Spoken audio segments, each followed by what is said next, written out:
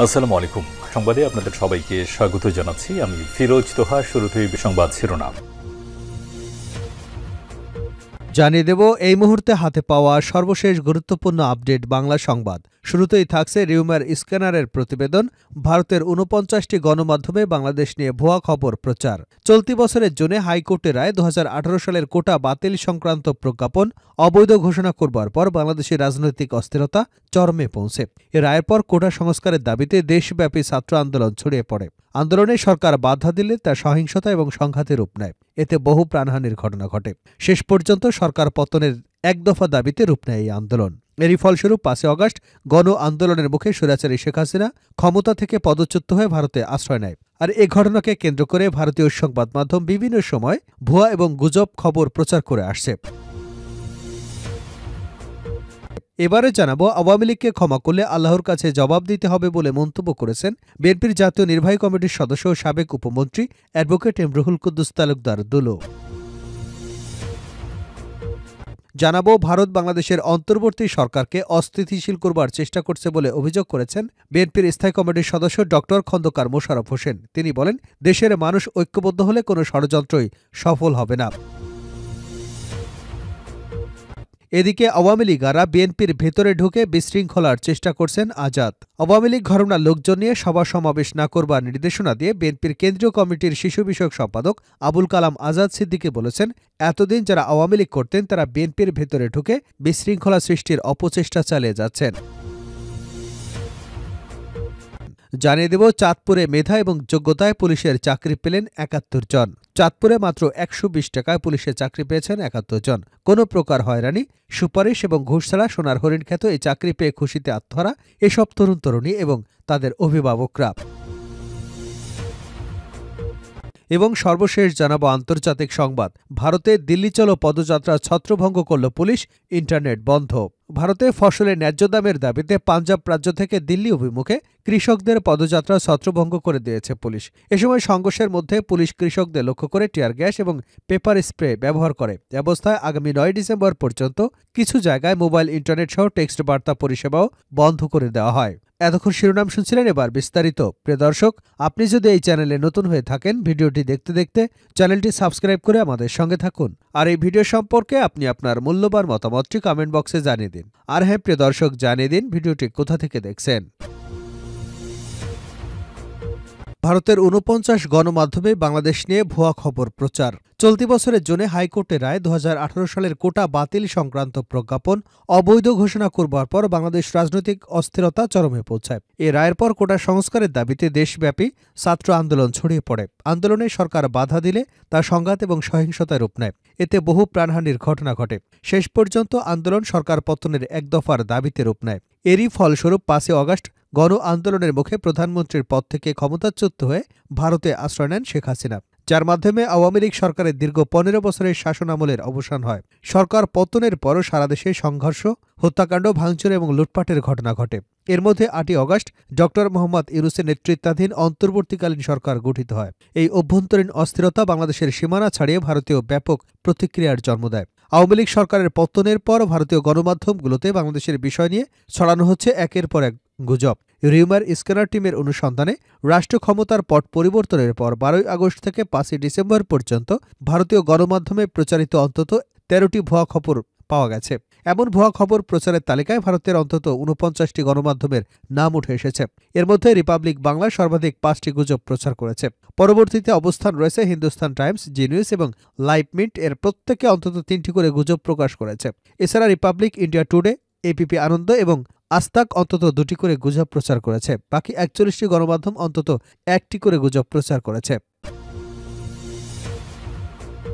আওয়ামী লীগকে ক্ষমা করলে আল্লাহর কাছে জবাব দিতে হবে দুলু। আওয়ামী লীগকে ক্ষমা করলে আল্লাহর কাছে জবাব দিতে হবে বলে মন্তব্য করেছেন বিএনপির জাতীয় নির্বাহী কমিটির সদস্য ও সাবেক উপমন্ত্রী অ্যাডভোকেট এম রুহুল কুদ্দুস তালুকদার দুলু। শুক্রবার বিকেলে সিংড়াকোট মাঠে উপজেলা বিএনপি আয়োজিত এক জনসভায় প্রধান অতিথির বক্তব্যে এসব মন্তব্য করেন তিনি। রুহুল কুদ্দুস তালুকদার দুলু বলেন, বাংলাদেশ ফেরাউন নমরুদ হচ্ছে শেখ হাসিনার দোসরা। তাদের ক্ষমা করা যাবে না। বাংলাদেশে তারা এত অন্যায়, জুলুম এবং অত্যাচার করেছে যে তাদের নামও কেউ মুখে নিতে চায় না। তিনি বলেন, আওয়ামী লীগের রক্ত ও মাংসে অস্থিতে ফ্যাসিজম মিশে আছে। জুলাই বিপ্লবে ছাত্র জনতার উপর নির্বিচারে গুলি চালিয়ে তারা প্রায় ২,০০০ মানুষকে নির্মমভাবে হত্যা করেছে। বিএনপির এই নেতা বলেন, শুধু হাসিনার ইতিহাসে হত্যাকাণ্ডের ইতিহাস নয়, স্বাধীনতা পরবর্তীতে ১৯৭২ সালে ক্ষমতায় আসবার পর শেখ মুজিবুর রহমানও হাজার হাজার মানুষকে হত্যা করেছিলেন। একনায়কতান্ত্রিক রাষ্ট্র কায়েম করবার চেষ্টা করেছিলেন। শেখ মুজিব ৪টি পত্রিকা বাদে দেশের সব পত্রিকা নিষিদ্ধ করেছিলেন। কিন্তু ইতিহাসের পথ পরিক্রমায় আজ আওয়ামী লীগের রাজনীতি বাংলার মাটিতে অঘোষিতভাবে নিষিদ্ধ হয়ে গেছে। অ্যাডভোকেট রুহুল কুদ্দুস দুলু বলেন, শেখ হাসিনা জেলায় জেলায় সন্ত্রাসের গডফাদার তৈরি করেছিলেন। নাটোরে অবৈধ এমপি শিমুল আর সিংড়ায় 5 স্টার বাহিনীর জনক পলককে তৈরি করেছেন। তাদের কাজই ছিল বিএনপির সিনিয়র নেতাদের উপর হামলা করা। সিংড়ার সাবেক এমপি কাজী দেলোয়ার মোর্শেদের উপর হামলা চালিয়েছে তারা। তিনি আরও বলেন, পলকের সন্ত্রাসী বাহিনীকে সিংড়ায় আবারও নিয়ে আসবার চেষ্টা করা হচ্ছে। আমি বলে দিতে চাই, তাদেরকে বিএনপির যেসব নেতা টাকা পয়সা দিয়ে আসার সুযোগ করে দেবে, তাদের বিরুদ্ধে দলীয় কঠোর ব্যবস্থা নেওয়া হবে। পলক আজ ৪০,০০০ কোটি টাকার মালিক, অথচ বিএনপির সাবেক এমপি মন্ত্রীরা খেতে পায় না। আওয়ামী লীগের লোকজন ভোট ছাড়া এমপি হয়ে দুর্নীতি করে হাজার হাজার কোটি টাকার মালিক হয়ে গেছে। এই টাকা সিংড়ার জনগণের টাকা। এই টাকার মালিক বাংলার জনগণ। অন্তর্বর্তী সরকারকে অস্থিতিশীল করবার চেষ্টা করছে ভারত। ভারত বাংলাদেশের অন্তর্বর্তী সরকারকে অস্থিতিশীল করার চেষ্টা করছে বলে অভিযোগ করেছেন বিএনপির স্থায়ী কমিটির সদস্য ডক্টর খন্দকার মোশাররফ হোসেন। তিনি বলেন, দেশের মানুষ ঐক্যবদ্ধ হলে কোনো ষড়যন্ত্রই সফল হবে না। জাতীয় প্রেস ক্লাবে এক অনুষ্ঠানে তিনি এসব কথা বলেন। স্বৈরাচার দিবস পতনের উপলক্ষে ডাকসু ও সর্বদলীয় ছাত্র ঐক্যের বিএনপিপন্থী ছাত্র নেতারা এই কর্মসূচির আয়োজন করে। খন্দকার মোশাররফ হোসেন বলেন, বাংলাদেশে হিন্দু সম্প্রদায়ের লোকজন শান্তিতে বসবাস করে আসছে, কিন্তু আজকে ভারত থেকে শুরু করে আমাদের কিছু হিন্দু সম্প্রদায়ের লোক কেন সমস্যার সৃষ্টি করছে, কেন আমাদের সারা বিশ্বে মানহানি করছে? একটাই উদ্দেশ্য, বিশৃঙ্খলা সৃষ্টি করা। তিনি বলেন, আমরা যারা জাতীয়তাবাদী গণতান্ত্রিক দেশাত্মবোধকে বিশ্বাস করি, স্বাধীনতা সার্বভৌমত্বে বিশ্বাসী, গণতন্ত্রে বিশ্বাসী, আমরা নিজের পায়ে দাঁড়িয়ে উন্নতির দিকে যেতে চাই, তাদের আজকে ঐক্যবদ্ধ হতে হবে। এই ঐক্যের জন্য আগেও আহ্বান জানিয়েছে। বর্তমান সরকারের প্রধান উপদেষ্টাও আহ্বান জানিয়েছেন, আমরা তাদেরকে সমর্থন দিয়ে এসেছি। আজকে আমাদের সকলকে ঐক্যবদ্ধ হতে হবে, ধর্ম বর্ণ নির্বিশেষে। ১৯৯০ সালে ৬ ডিসেম্বর ছাত্র জনতার অভ্যুত্থানে স্বৈরাচার এরশাদের পতন হয়। এ দিনটিকে স্মরণ করে ডক্টর মোশাররফ হোসেন বলেন, স্বৈরাচার এরশাদের পতনের দিনে আমরা দেশের জনগণকে আহ্বান জানাতে চাই, দলমত ধর্ম বর্ণ নির্বিশেষে ঐক্যবদ্ধভাবে আমাদের দেশকে রক্ষা করা, দেশকে উন্নতির পথে এগিয়ে নিতে আমরা এক থাকব। যারা যত চেষ্টা করুক, কেউ মারতে পারবে না, কেউ ক্ষতি করতে পারবে না।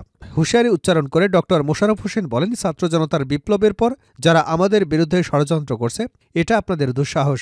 দেশের মানুষ প্রমাণ করেছে তারা সরকারের পতন ঘটাতে পারে, সরকার প্রতিষ্ঠা করতে পারে, ভোটের মাধ্যমে পারে, ভোটের মাধ্যমে না পারলে ৫ আগস্ট ছাত্র জনতার বিপ্লবের মাধ্যমে পারে, ৯০ সালে ৬ ডিসেম্বরের মাধ্যমে পেরেছিল। আওয়ামী লীগাররা বিএনপির ভেতরে ঢুকে বিশৃঙ্খলার চেষ্টা করছে আজাদ। আওয়ামী লীগ ঘরানার লোকজন নিয়ে সভা সমাবেশ না করবার নির্দেশনা দিয়ে বিএনপির কেন্দ্রীয় কমিটির শিশু বিষয়ক সম্পাদক আবুল কালাম আজাদ সিদ্দিকী বলেছেন, এতদিন যারা আওয়ামী লীগ করতেন তারা বিএনপির ভেতরে ঢুকে বিশৃঙ্খলা সৃষ্টির অপচেষ্টা চালিয়ে যাচ্ছেন। টাঙ্গাইলের মির্জাপুর উপজেলার গোড়াই ইউনিয়ন বিএনপির উদ্যোগে গোড়াই উচ্চ বিদ্যালয় মাঠে আয়োজিত সমাবেশে প্রধান অতিথির বক্তৃতায় এসব কথা বলেন তিনি। শেষ করছে আন্তর্জাতিক সংবাদ দিয়ে। ভারতে দিল্লি চলো পদযাত্রা ছত্রভঙ্গ করল পুলিশ, ইন্টারনেট বন্ধ। ভারতে ফসলের ন্যায্য দামের দাবিতে পাঞ্জাব রাজ্য থেকে দিল্লি অভিমুখে কৃষকদের পদযাত্রা ছত্রভঙ্গ করে দিয়েছে পুলিশ। এ সময় সংঘর্ষের মধ্যে পুলিশ কৃষকদের লক্ষ্য করে টিয়ার গ্যাস এবং পেপার স্প্রে ব্যবহার করে। এ অবস্থায় আগামী ৯ ডিসেম্বর পর্যন্ত কিছু জায়গায় মোবাইল ইন্টারনেট টেক্সট বার্তা পরিষেবা পর্যন্ত বন্ধ করে দিয়েছে। ভারতীয় সংবাদ মাধ্যমগুলো বলছে, শুক্রবার দিল্লি চলো পদযাত্রা পুনরায় শুরু করবার চেষ্টা করেছিল কৃষকরা। পরে রাজধানী থেকে মাত্র ২০০ কিলোমিটার উত্তরে এ সংঘর্ষের ঘটনা ঘটে। কৃষকরা পুলিশের লোহার ব্যারিকেডের একটি স্তর ভেঙে ফেলেছেন। ভিড় নিয়ন্ত্রণে বাধার মুখে পড়ে সুরক্ষা বাহিনী কিছুটা পিছু হটে। তবে পরে কৃষকদের ছত্রভঙ্গ করে দেওয়া হয়। ভারতে দীর্ঘদিন ধরে কৃষকরা ফসলের জন্য রাষ্ট্রীয় সহায়তা, আইনি গ্যারান্টি এবং ঋণ মওকুফের দাবি করেছে।